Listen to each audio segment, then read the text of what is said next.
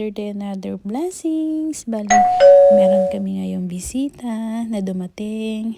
Yun, sa wakas nagkita ulit silang dalawa. Bali, every weekend yan, pumapasyal dito si Mister para bisitahin niya si Von. So, ayan guys, bubuhatin niya na daw si Von. Yan, sobrang happy na naman si Von kasi magkasama ulit sila ng kanyang papa. And at the same time, may kasama na rin ako, may katuwang ako sa pag-aalaga kay Von. So actually dyan sa nangyayari dyan, nagpapakamot ng likod si Von habang sila'y nanonood sila ng Transylvanian Hotel. Ayan guys. And ayan na nga guys, since 2 days lang kasi si husband dito. So, ito na naman yung part na nakakalungkot. Magpapakulit tayo ng iuwi niya dahil babalik na uli siya ng Wellington. So, ayan guys, pinapauwi ko na lang sa kanya yung mga ibang gamit namin para at the same time pagbalik namin, magaan na lang yung ilalagay ko sa ibang luggage. So, pinauwi ko na rin sa kanya yung ibang mabibigat para pagsakay namin ng airplane pag uuwi na kami, pagbabalik na kami ng Wellington, bali magaan na rin siya. So ayan guys, pinapak ko na rin yung mga gamit niya at mamayang hapon ay flight ulit niya pabalik ng Wellington. Diyan guys, medyo parang nagdadalawang isip akong ipadala yung nasa box kasi masyadong mabigat. Pero nung tinignan naman ni Mister, sabi niya kaya naman daw sa limit. So no choice, kinarga ko pa rin yung nasa loob ng box kasi almost 8 kilos na rin ito. 8 kilos na rin yan. Kaya mababawasan rin ng 8 kilos yung iuwi namin pagbalik namin. Bali dyan guys pala, tapos na rin kaming nag-lunch. Kaya inaayos ko na yung gamit niya para mamayang 4, pag sinundo siya ng Uber taxi, okay na lahat ng gamit niya. So, ayan guys, medyo hirap na hirap pa ako sa pagsasarado. Kaya yan guys, makita nyo, nakailang ulit din ako dyan na pag-aayos dahil nahirapan talaga ako.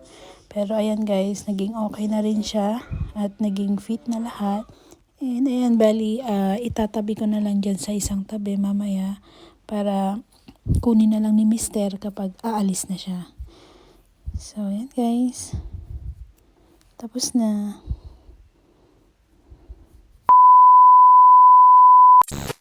At ayan na nga guys, nakaligo na rin si Mister.